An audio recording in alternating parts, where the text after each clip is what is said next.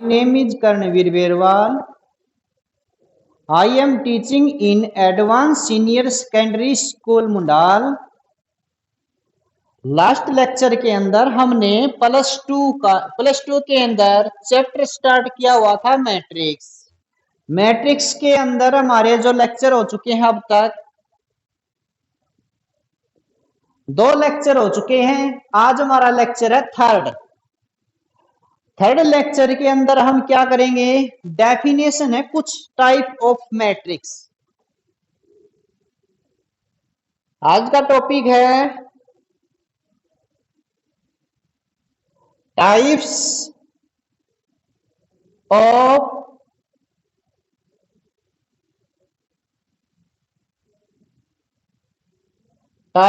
Matrices. First type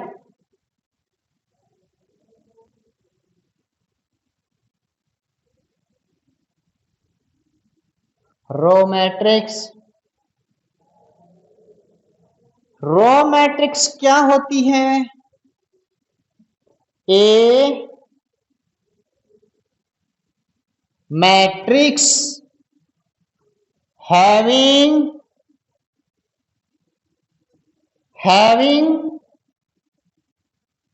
only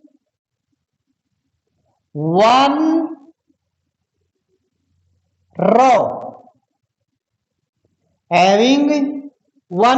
row, is called row matrix या row vector.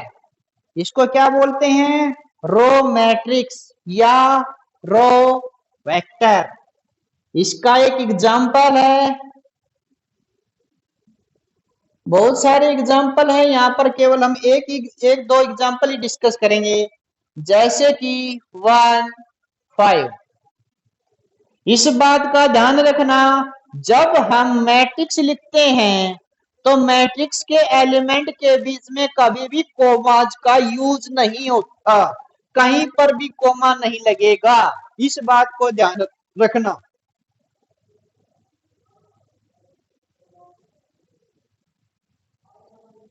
Second example 603 या √329, ये सब के सब रो मैट्रिक्स के एग्जाम्पल हैं, जिसके अंदर एक रो हो, कॉलम चाहे कितने भी हो, कॉलम के बारे में इसमें कुछ भी नहीं कहा गया, ओनली 1 रो कहा गया, तो इसका मतलब केवल एक ही रो हो, केवल एक ही रो हो।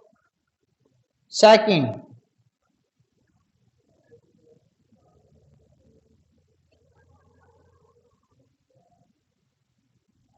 कॉलम मैट्रिक्स, सेम ही इसकी तरह a matrix having only 1 column is called column matrix। Example, सिर्फ इसने कॉलम के बारे में कहा, इसके अंदर रो के बारे में कुछ नहीं कहा। तो जैसे 1 2, एक ये हुआ, सेकंड 1 2 3 ये हुआ, या 1 √3 √2 ये हुआ, इस प्रकार। अब साथ ही साथ हमने ऑर्डर क्या होता है वो भी डिस्कस कर रखा है, तो ये बताइए इसका ऑर्डर क्या होगा? 1 रो है लिखा, कॉलम कितने हैं? 2, 1 क्रॉस 2, इसका ऑर्डर क्या होगा? 1 क्रॉस 3, इसका ऑर्डर क्या होगा? 1 क्रॉस 3, इसका ऑर्डर कितना होगा? 2 क्रॉस 1, इसका ऑर्डर कितना होगा? 3 क्रॉस 1, इसका ऑर्डर भी कितना होगा? 3 क्रॉस 1। देखिए इन डेफिनेशनों के साथ साथ हमारे ऑर्डर फाइंड आउट करने भी क्लियर होते चले जा रहे हैं।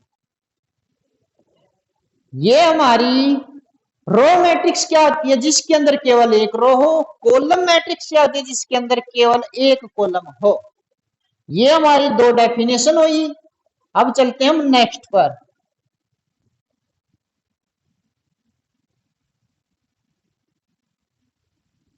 अब आता है हमारा थर्ड। क्या होता है? Square matrix. Very very important. A matrix of order m cross n is said to be a square matrix if m equal to n। m और n इक्वल हो जाएं। कहने का मतलब है कि किसी भी मैट्रिक्स को स्क्वायर हम कब बोलेंगे? यदि रो और कॉलम की संख्याएं इक्वल हो जाएं। रो और कॉलम की संख्याएं इक्वल हो जाएं।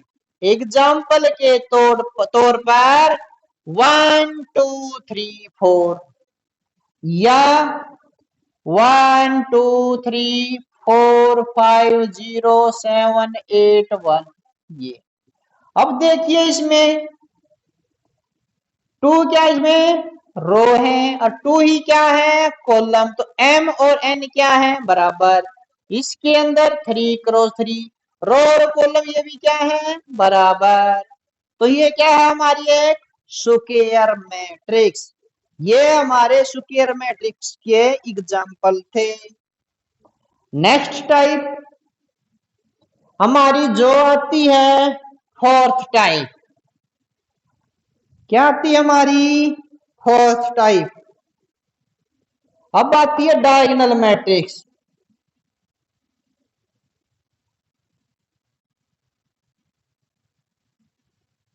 Diagonal matrix. डायगोनल मैट्रिक्स क्या होती है?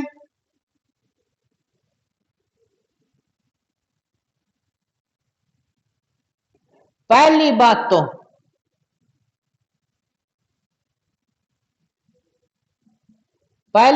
क्या होनी चाहिए? A square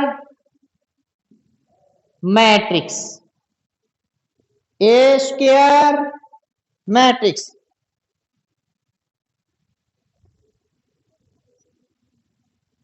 second, all the non diagonal elements are zero. क्या कहा? डायगोनल मैट्रिक्स क्या होती है? डेफिनेशन को ध्यान से क्लियर करने की जरूरत है। पहली बात तो वह स्क्वायर मैट्रिक्स हो। उसके बाद डायगोनल वाले एलिमेंट को छोड़कर बाकी सभी के सभी एलिमेंट जीरो हों। सभी के सभी एलिमेंट क्या हो? जीरो हो। किसको छोड़कर? डायगोनल एलिमेंट को छोड़कर।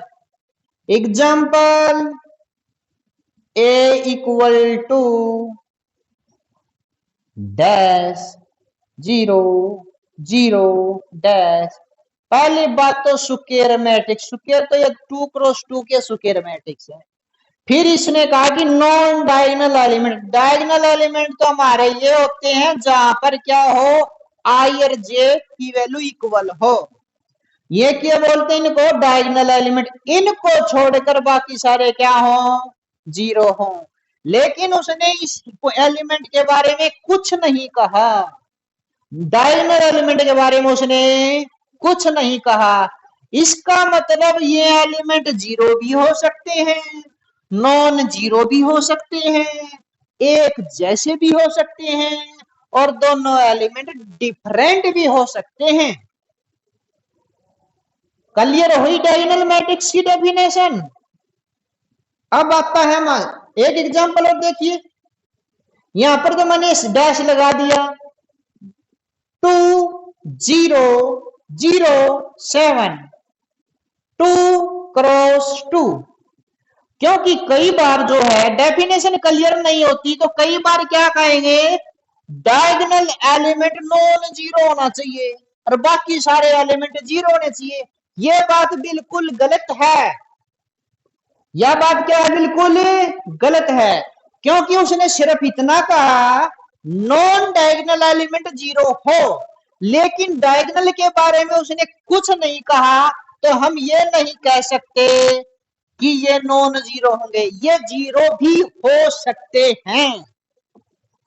क्लियर हुई डेफिनेशन डायगोनल मैट्रिक्स की। अब आते हैं हम स्केलर मैट्रिक्स के अंदर। Scalar matrix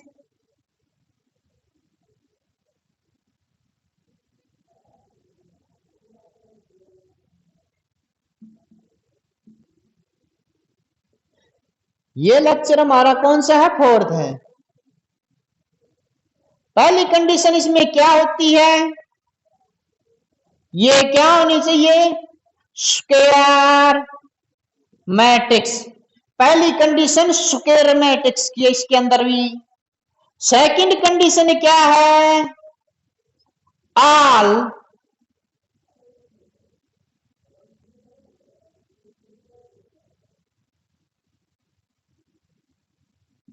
element of non diagonal, all element of non diagonal element are zero. यहां तक तो डायगोनल मैट्रिक्स के स्केलर मैट्रिक्स की सेम है, लेकिन इसके अंदर थर्ड और कंडीशन लग जाती है, all diagonal element are same. सारे के सारे डायगोनल पर एलिमेंट होंगे, सेम होंगे। यदि एक स्थान पर जीरो तो सारे जीरो, एक भर दिया तो एक, दो भर दिया तो दो। एग्जाम्पल के तौर पर जैसे कि 3003, यहां पर भी 3 है तो यहां पर भी 3, वो क्या होता है, स्केलर मैट्रिक्स। इसको दूसरे तरीके से कैसे लिखता है, DIAG 3,3 ऐसे। ये 2 क्रॉस 2 की थी। अब कई बार क्या लिखेगा, DIAG 5,5,5 ऐसे लिखे। इसका मतलब क्या है, जब पूरे खोल कर लिखेंगे, ये 3 क्रॉस 3 की है, तो यहाँ पर 5,0,0,0,5,0,0,0,5, ये हमारी 3 क्रॉस 3 की है। उसने इस डायगोनल एलिमेंट के बारे में इसमें भी कुछ नहीं कहा, सिर्फ इतना कहा है कि जो एलिमेंट एक होगा सारे सेम होंगे, यानी कि ये एलिमेंट सारे के सारे जीरो भी हो सकते हैं, नॉन जीरो भी हो सकते हैं, लेकिन ये डिफरेंट नहीं हो सकते एक दूसरे से। क्लियर। ये हमारी थी स्केलर मैट्रिक्स की डेफिनेशन।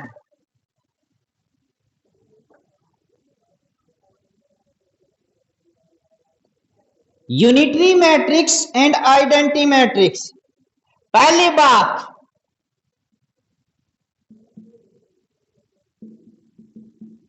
आइडेंटिटी मैट्रिक्स या और यूनिट मैट्रिक्स। पहली कंडीशन